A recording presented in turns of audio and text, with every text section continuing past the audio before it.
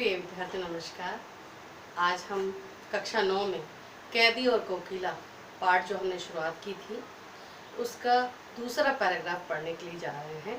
माखनलाल चतुर्वेदी द्वारा रचित कैदी और कोकिला का पहला पैराग्राफ हम पढ़ चुके हैं और इसको आगे बढ़ाते हुए आज दूसरा पैराग्राफ पढ़ने जा रहे हैं। सबसे पहले इसके कठिन शब्द देख लेते हैं। शब्दार्थ, इसमें हुक, हुक का मतलब कसक भरी आवाज। वेदना, वेदना यानी पीड़ा, दुख। मृदुल यानी कोमल या मीठा। वैभव, वैभव का मतलब समृद्धि या खजाना, धन दौलत। दावानल, दावानल का मतलब होता है जंगल की आग। तो इस तरह से ये इस पैराग्राफ में आए कठिन शब्द हैं। अब हम पहले कविता की पंक्तियां पढ़ लेते हैं। क्यों हुक पड़ी वेदना बोझ बाली सी, कोकिल बोलो तो क्या लूटा। कोकिल बोलो तो क्या लूटा। मृदुल वैभव की रखवाली सी, कोकिल बोलो तो क्या हुई बावली अर्धरात्रि को चीखी। कोकिल बोलो तो किस दावानल की ज्वालाएं हैं दिखी। कोकिल बोलो तो।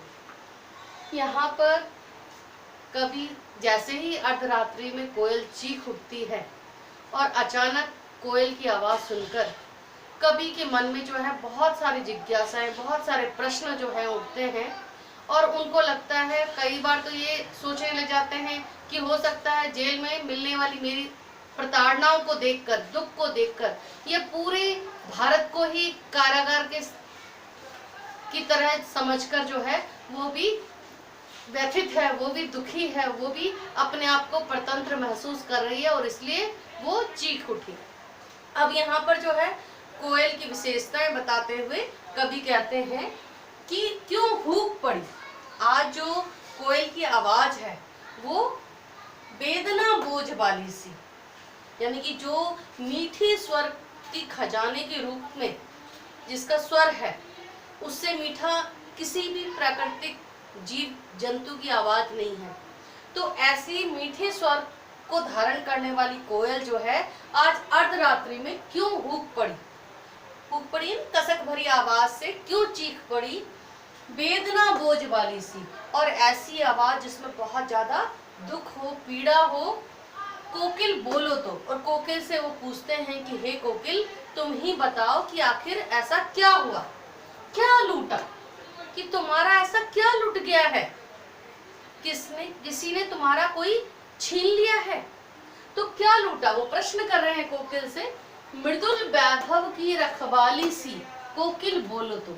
वो कहते हैं कि तुम तो मृदुल वैभव यानी कि मधुर स्वर रूपी जो वैभव है, जो खजाना है, उसकी रक्षा करने का दायित्व तुम्हें ईश्वर ने सौंपा हुआ है और फिर तुमने उसको, तुम ऐसी, मतलब यहाँ पर है कि तुम बताओ, तुम्हें तो ईश्वर ने संसार के हर मधुर वैभव की रक्षा करने का दायित्व सौंप रखा है, यानी कि मृदुल वैभव की रखवाली सी, कि तुम्हें तो ईश्वर ने जो है, जो मीठे स्वर रूपी जो खजाना है, जो धन दौलत है, जो वैभव है, उसकी रक्षा का दायित्व तुम्हें सौंप रखा है। कोकिल बोलो तो आखिर ऐसा क्या हुआ। तो तुम बताओ, आगे पूछते क्या हुई बावली अर्धरात्रि को चीखी। कोकिल बोलो तो, कि हे तुम बताओ, तुम्हारे स्वर में, यानी कि इतने मधुर स्वर रूपी संपत्ति को धारण करने वाली हो, आखिर तुम्हारा उसमें से क्या लुट गया है जो तुम दुखी हो, पीड़ित हो और तुम्हारी आवाज में वो वेदना है। तो हे कोकिल बताओ कि तुम्हारे स्वर में इतनी वेदना क्यों है, इतनी पीड़ा, इतना दुख क्यों है। फिर आगे कहते हैं क्या हुई बावली। कवि पूछता है कोयल से, क्या तुम पागल हो गई हो। बावली यानी पागल हो जाना। तो क्या तुम पागल हो गई हो जो इस तरह आधी रात को, जब सब जीव जंतु सोए हुए हैं, गहरी निद्रा में जो है सब सोए हुए हैं, चारों तरफ अंधकार है, चारों तरफ सुनसान है, चारों तरफ किसी तरह की आवाज नहीं है, और ऐसे शांत सुनसान वातावरण में तुम आधी रात में क्यों चीख पड़ी हो। तो हे कोयल, क्या तुम पागल हो गई हो? क्योंकि जो सही होता है, स्वस्थ होता है, वो इस तरह का काम नहीं करता। तो अर्धरात्रि में चीखने के पीछे क्या कारण है? क्या तुम्हारा मानसिक संतुलन खो गया है? कि हे कोयल, तुम बोलो तो। किस दावानल की ज्वालाएं हैं दिखी? अब आगे कवि कहता है, क्या तुमने किसी जंगल की आग को देख लिया है? किस दावानल की ज्वालाएं हैं दिखी? तुम्हें कौन से जंगल की आग दिख गई है? या तुमने किसी जंगल की आग को देख लिया है?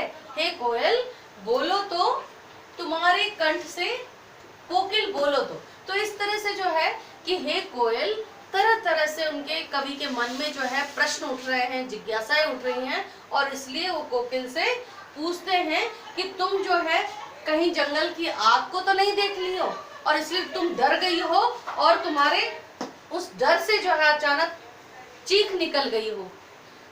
तो इस प्रकार से कवि के मन में बहुत सारे अंदेशा आते हैं, बहुत सारे प्रश्न आते हैं, और उन प्रश्नों की उत्तर पाने के लिए कोयल को बार बार अलग अलग तरह के प्रश्न करते हैं। वो कहते हैं कि हे कोयल, आखिर तुम्हारी आवाज में इतनी वेदना क्यों है, इतनी दुख, इतनी पीड़ा क्यों है?